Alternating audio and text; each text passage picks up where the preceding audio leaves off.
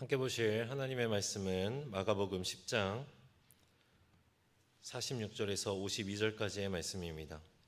신약성경 마가복음 10장 46절에서 52절까지의 말씀입니다. 제가 가진 성경으로 신약 73페이지 정도 있습니다.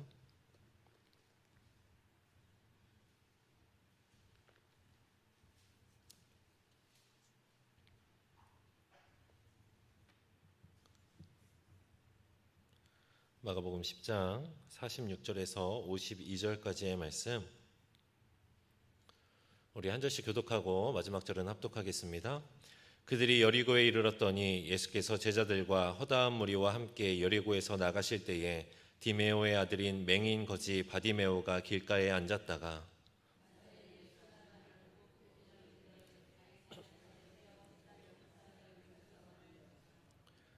많은 사람이 꾸짖어 잠잠하라 하되 그가 더욱 크게 소리질러 이르되 다윗의 자손이여 나를 불쌍히 여기소서 하는지라.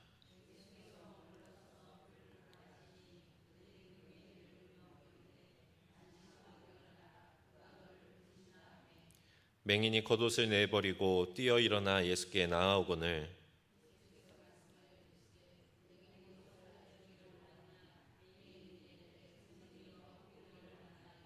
우리 마지막 절 함께 있습니다.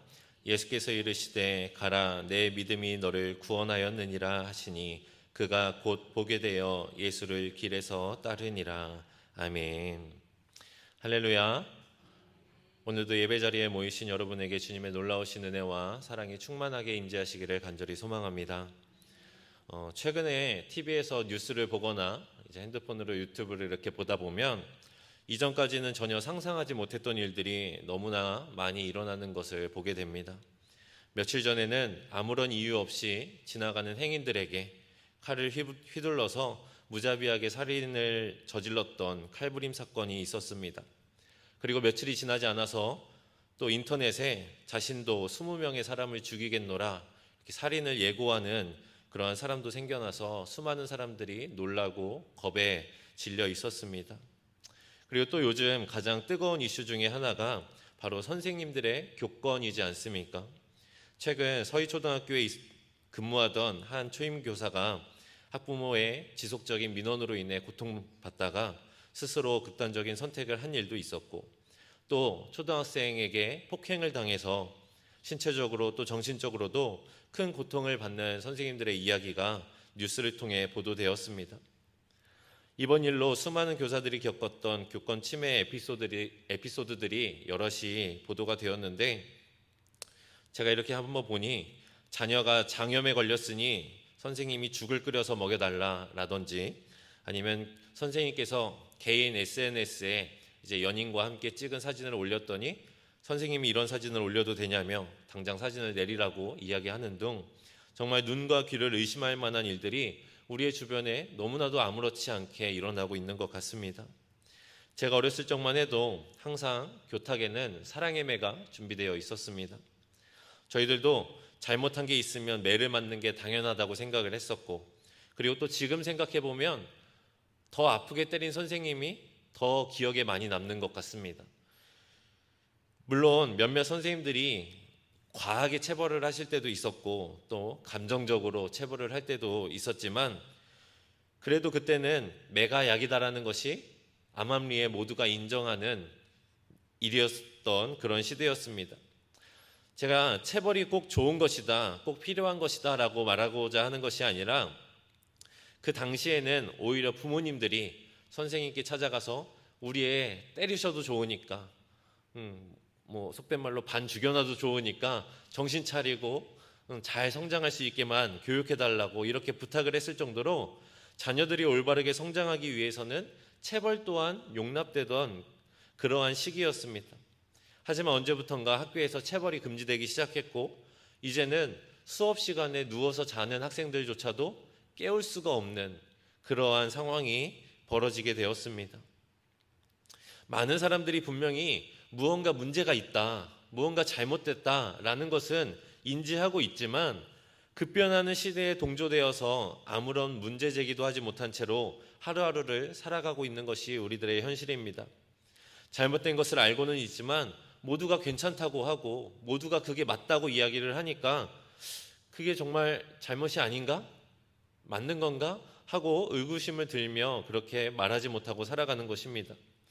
저는 오늘 말씀을 통해서 우리가 이처럼 정상이 비정상이 되어버리고 비정상이 정상이 되어버린 이러한 아이러니한 사회 속에서 우리가 예수 그리스도의 제자로서 어떠한 모습으로 살아가야 하는지를 온전히 깨닫게 되기를 간절히 소망합니다. 오늘 우리가 함께 읽은 이 마가복음 10장 46절에서 52절까지의 말씀은 마태, 마가, 누가 이 세 개의 공간복음서에 모두 기록되어 있는 예수님께서 소경의 눈을 고쳐주신 이야기입니다. 예수님께서 예루살렘을 향해 가시던 중에 이제 여리고에 이르렀을 때에 그동안 예수님에 대한 소식을 들었던 수많은 사람들이 예수님을 따르기 위해 또 예수님의 얼굴을 보기 위해 그리고 예수님의 가르침을 듣기 위해 몰려들었습니다.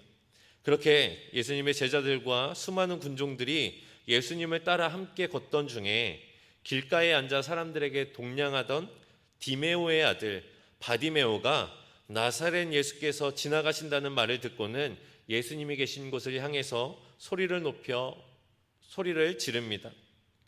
다윗의 자손 예수시여, 제발 나를 불쌍히 여겨주소서.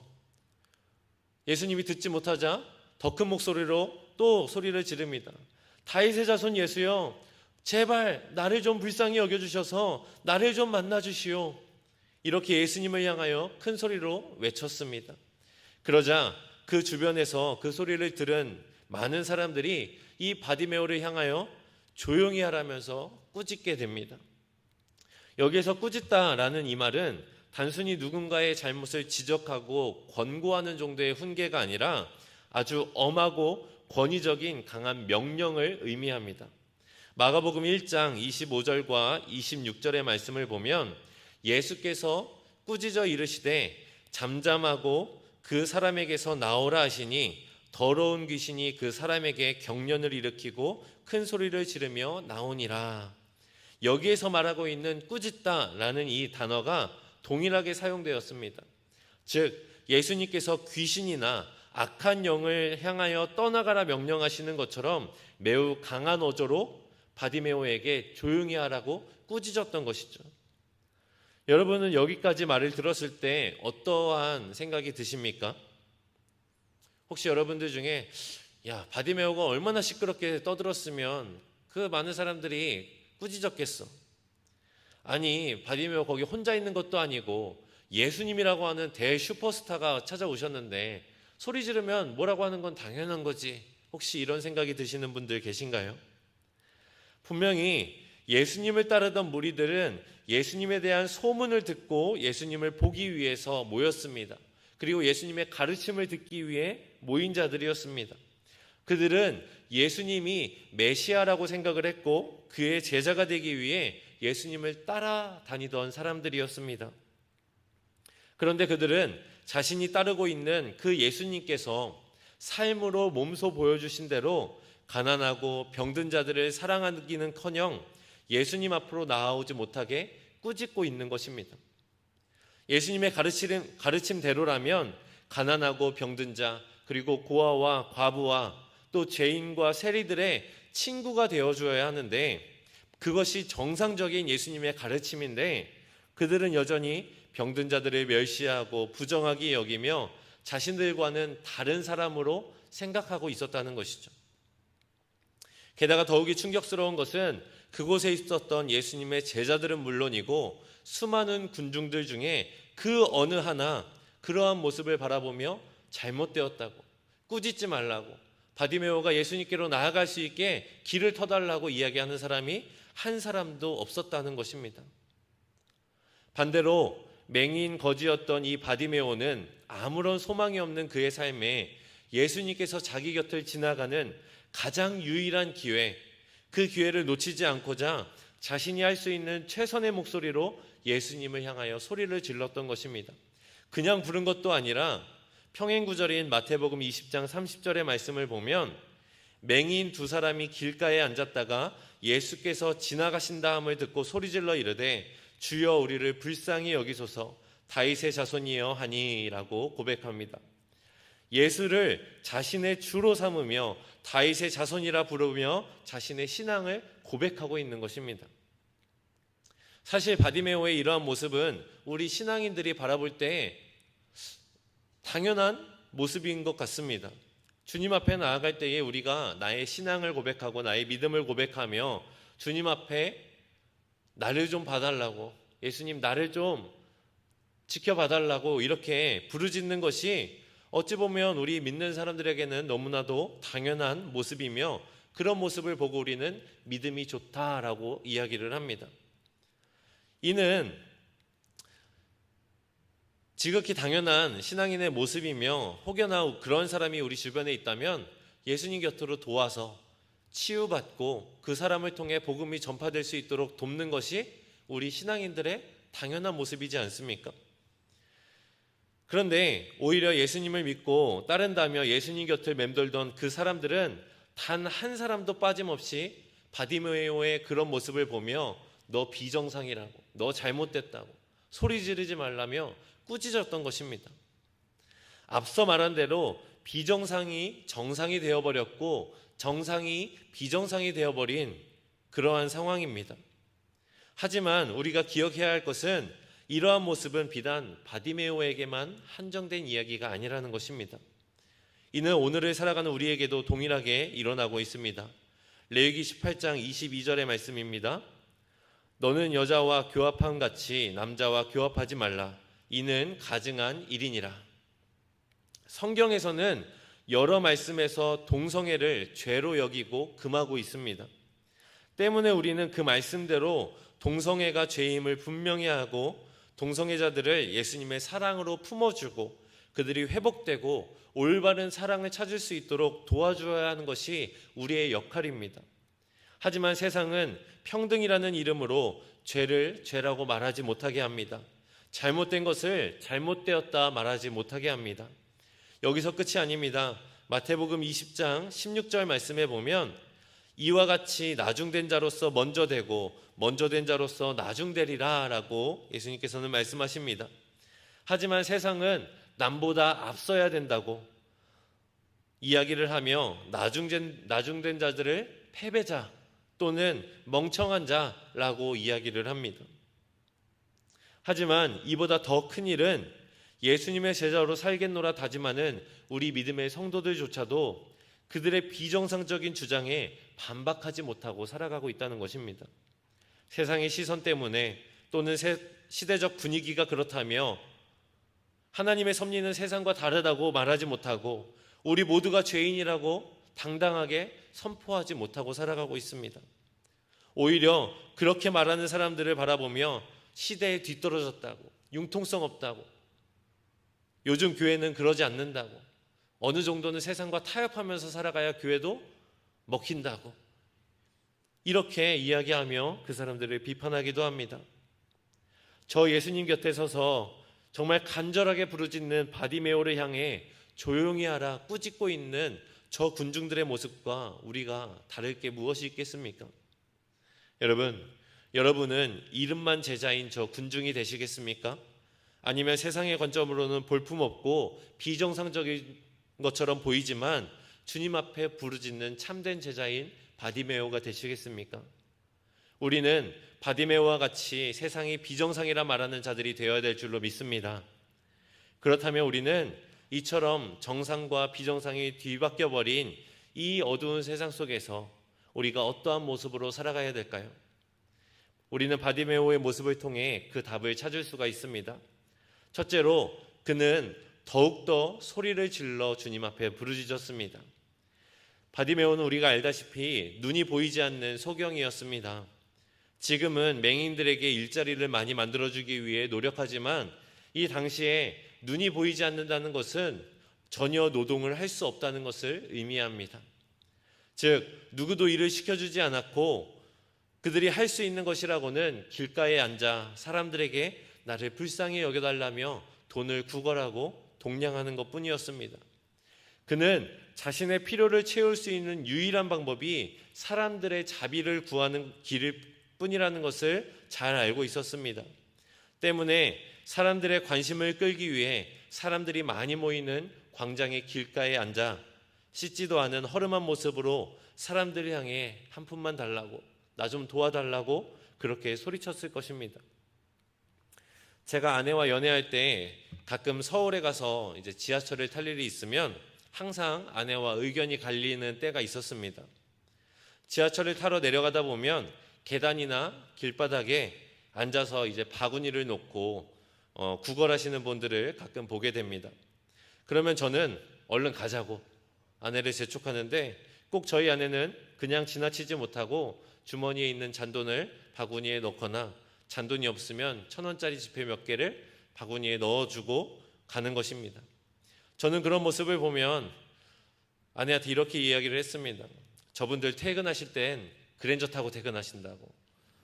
퇴근할 때는 옷 갈아입고 말짱한 옷으로 갈아입고 좋은 차 타고 퇴근하신다고. 이렇게 직접 도와주기보다 차라리 기관에 기부를 해서 그들이 기관으로 찾아와서 도움을 줄 수 있게 하자고. 그렇게 이야기를 하면 저희 아내는 항상 왜 이렇게 사람이 냉정하냐면서 저와 이렇게 논쟁을 벌이기도 했습니다. 그런데 얼마 전에 교회 사무실에 제가 혼자 있었는데 교회 전화로 이제 전화가 온 겁니다. 전화를 받았더니 지금 자기가 이제 형편이 너무 어렵고 힘든데 밥 한 끼 먹을 돈이 없다고.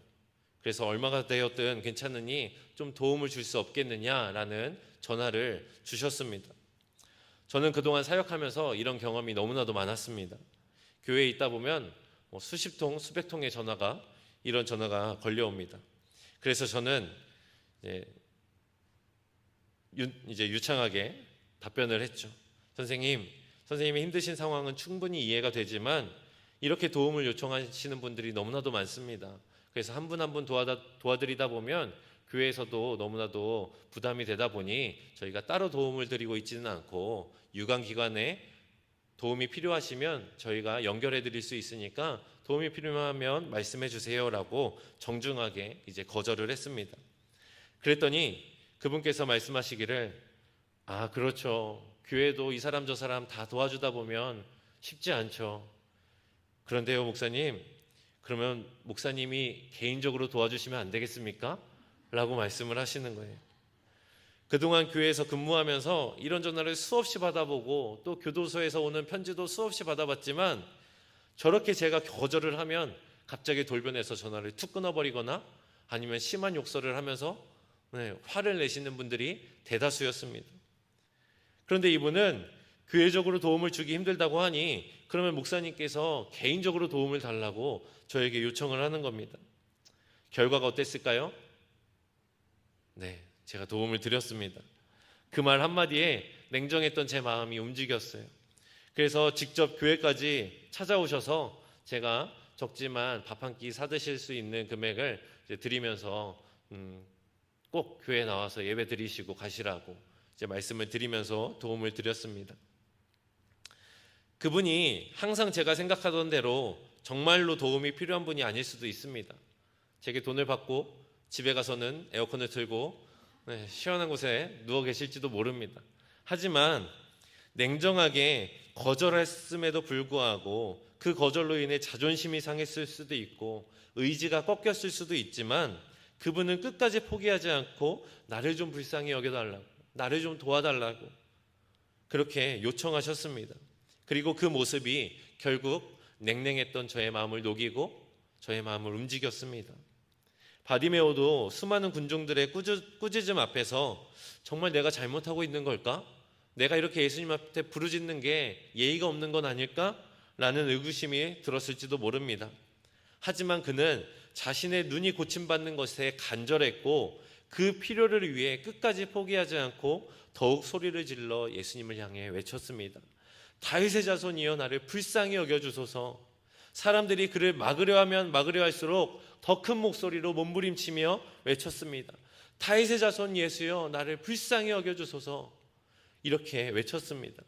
그러자 예수님께서 그 자리에 멈춰서서 그를 부르라 말씀하시고 그에게 물어보십니다. 오늘 본문 51절의 말씀입니다. 예수께서 말씀하여 이르시되 내게 무엇을 하여 주기를 원하느냐? 맹인이 이르되 선생님이여 보기를 원하나이다. 아멘.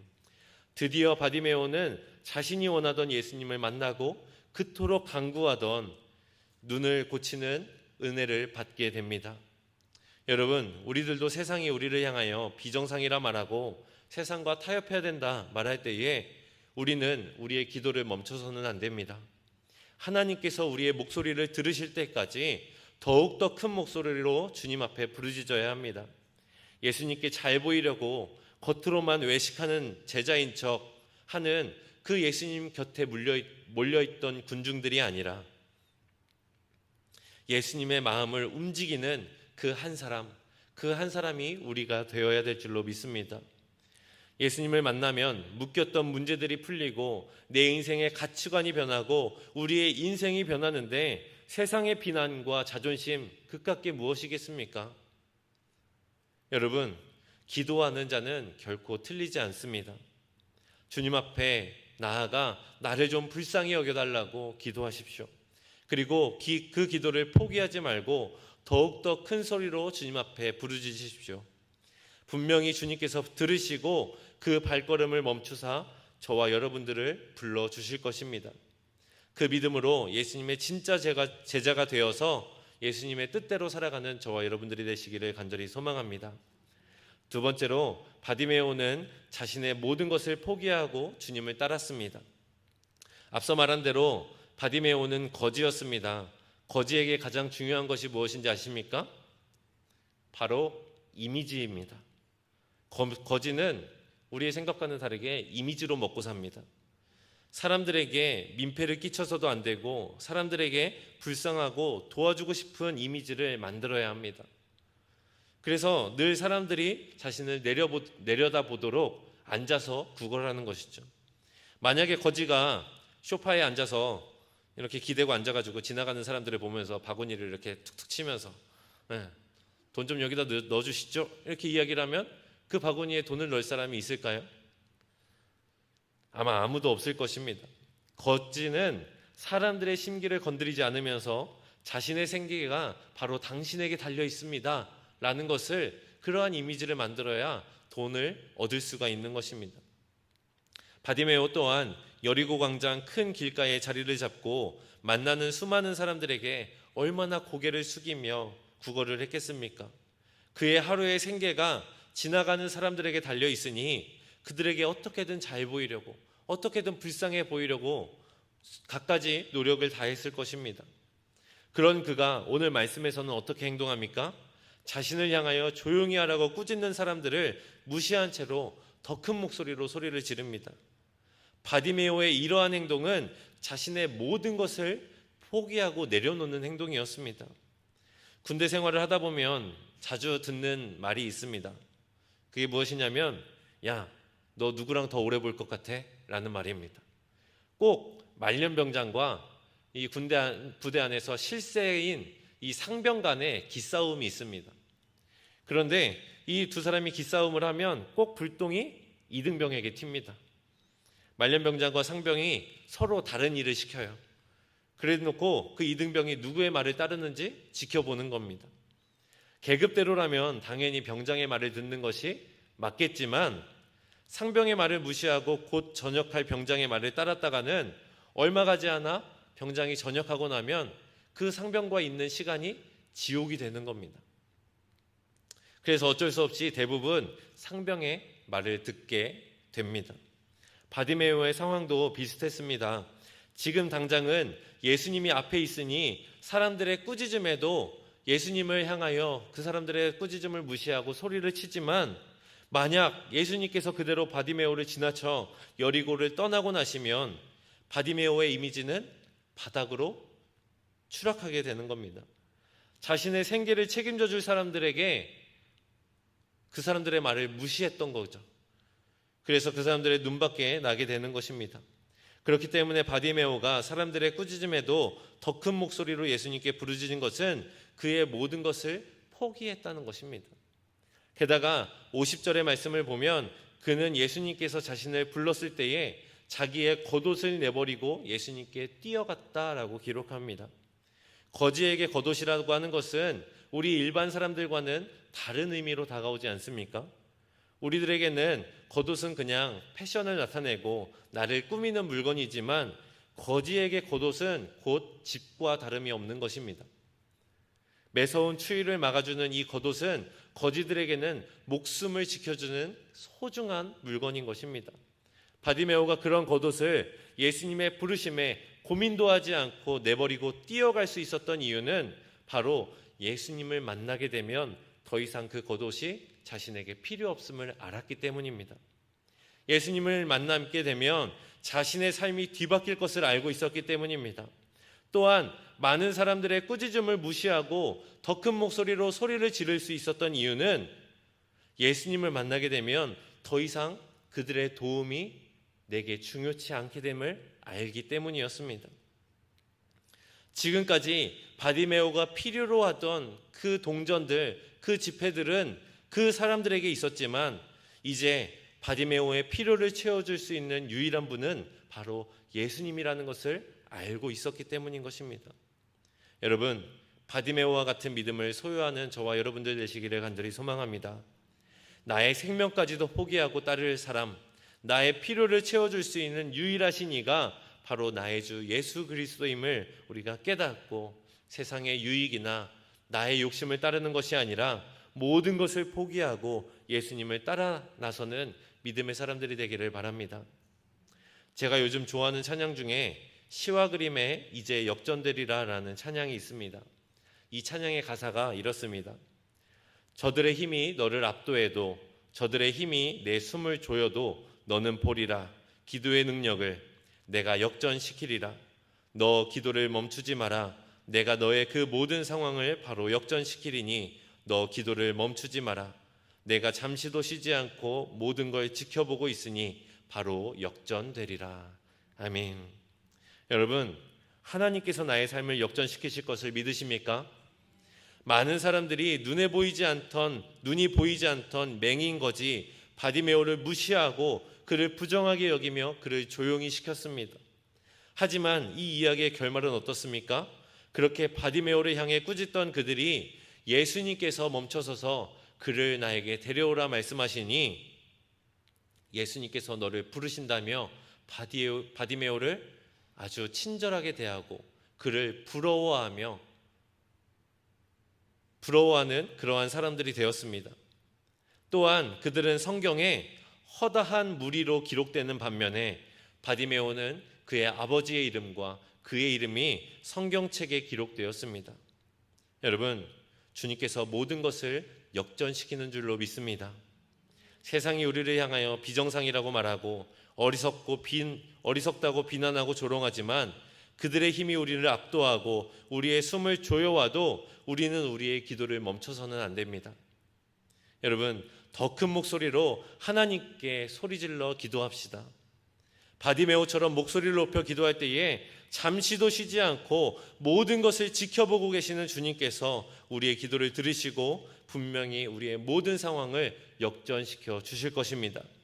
오늘 이 말씀을 통하여 바디메오의 믿음을 소유하고 이 세상 속에서 참된 제자의 모습으로 살아가며 하나님의 역전의 드라마를 나의 삶으로 써내려가는 저와 여러분들이 되시기를 간절히 소망합니다.